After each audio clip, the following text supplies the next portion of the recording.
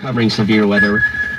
There it is, speak of the devil. So this severe thunderstorm warning from the National Weather Service in Melbourne goes through 12:30 p.m. and it's including parts of Osceola County, it's including parts of Orange County, Brevard County, Seminole, and Volusia. It's pretty much our main Central Florida counties that at least we serve here on News 96.5 WDBO. Severe weather, severe thunderstorm warning for Brevard, Orange, Osceola, Seminole, and Volusia counties through 12:30. The National Weather Service in Melbourne pointing out some areas of interest right now. Let's go over to our partners at Channel 9 Eyewitness News. They're on the air here. Let's see what they're checking out. Area. So it could be from the winds, tornadic or otherwise. It came through earlier today. Very large wall of wind moving toward the Wedgefield subdivision. Let's take one last look at this Oak Hill area because they kind of have scaled back the warning yet again as the storm. Yeah, boy, it's still pretty bright here just north of Oak Hill. That's going to be the tornado if we have one. More than likely, it's going to be north of Oak Hill right now on the southeast side of Herkimer. So we're getting over right toward Bethune Beach. So there are a lot of homes all the way south here along A1A. And also over here near Highway 1. So we're going to cross over the swamp area here, but get into a lot of homes, JB's Fish Camp, a lot of places right over here near Bethune Beach. Go ahead and keep your station where you are. Interior, there it is. Well, that's really bright here from Bethune Beach. So Ingram Road, South Atlantic Avenue. It's only going to take minutes or less for this to blow on through your area and move offshore. But tornado potential all along this line. As soon as we finally get this one offshore, we'll have the potential for the next probably 2, maybe 3 hours to the south of here. Tornado watch in effect till 4. But Brian, some very strong winds right now showing up right on top of Bethune Beach, over 58 to 60 miles an hour. But it's this green that touches it on the west side. That's the spin that, because this is blowing to the south, this is blowing to the north. So there's that rotational velocity. Yeah, and these are some places you may have visited. I know a lot of folks live here. Beautiful, beautiful area.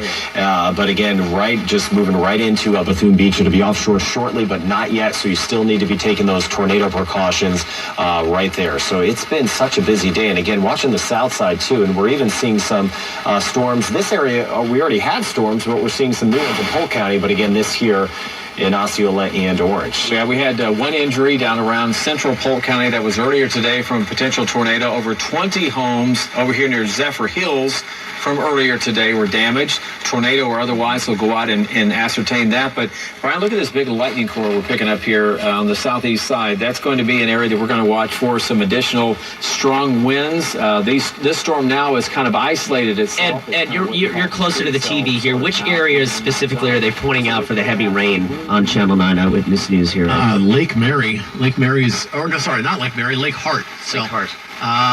Lake Hart, just to the east of the Turnpike and north of 441. It's that stretch of 441 that runs east to west from Hullapaw over to the Turnpike.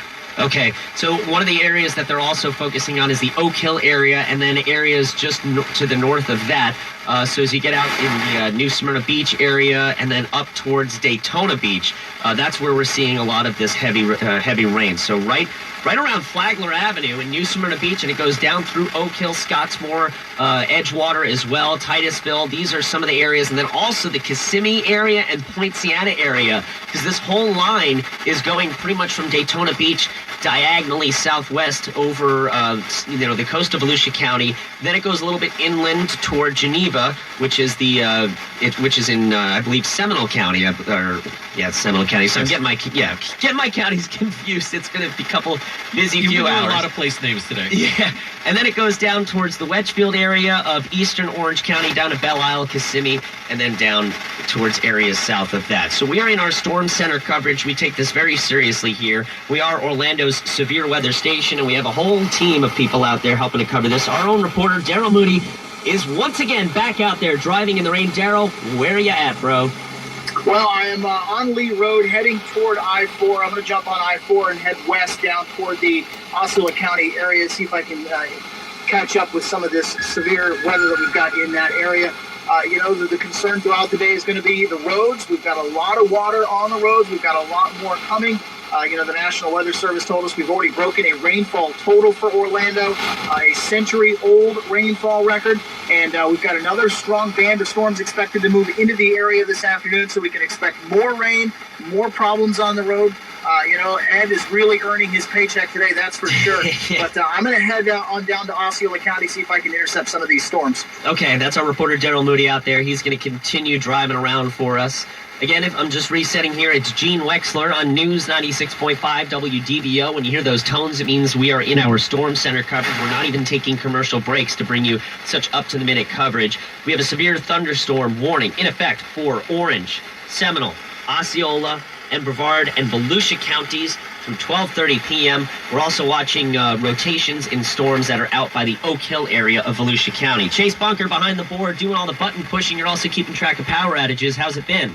It has been fairly interesting, so to say. OEC right now, looking at the maps, nothing too big right there. There was one outage, but it looks like that has been relieved. Duke Energy, you have some minor spots all over the place, but the two big ones right now, over by Lee Road and I-4 right now, 200 people plus already out of power. The estimated restoration is about 230, and we'll see how it goes from there. And another one we have 126 over by 436 and I-4, just on the near Palm Springs Drive. And finally, over at the FPL map, I have a few outages again over at the Mims, Titusville-ish area, and one over my hometown, Palm Bay. Go Pirates, they have a few outages as well. Chase Bunker, thanks for helping us out on our team coverage here. One of our listeners joining in on our team coverage using the open mic feature in the News 96.5 WDBO app. The wreck on the turnpike just north of Osceola Parkway is going to be there for a while. The wrecker is stuck in the median, so they're going to need another one to get that one unstuck.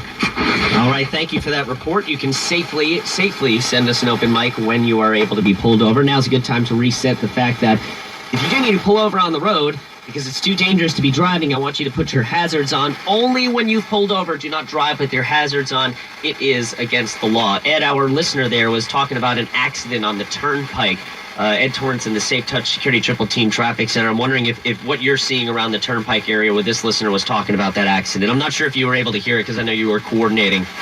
No, I was not able to catch that exact area. That's okay. Here, let's play one more time. Here. The wreck on the turnpike just north of Osceola Parkway is going to be there for a while. What are you seeing in that area, Ed? Actually have a camera on that, our WDBO jam cam. Working on it. Just as he was talking about it, it's in the center median, so it's off to the left shoulder. But you can get by in that area, and there's only 2 lanes, but that's a construction area, so you want to reduce your speed, and you got crews there on the left side of the roadway. That is going to be there for a while, and your delays from that begin just before Osceola Parkway. Not nearly as bad as we would see in the afternoon. It will take you a few extra minutes to get through that area. But the storm cell that we've been talking about on the east side of Orange County, certainly seeing the slowdowns that's caused to 417 from Lake Nona all the way up to Union Park. You're going to find a much more sluggish than normal, as well as the beach line from Orlando International to just east of the 417. So that whole area, and even a new crash on the 417 heading eastbound near Alafaya Trail. That's going to be probably another one of those crashes that's the rain has contributed to that wreck. Gene? All right, thank you, Ed Torrance. And then real quick before we take a break, our own Marcia Taylor sent us this report. Dave, I just got off I-4 eastbound in Altamont.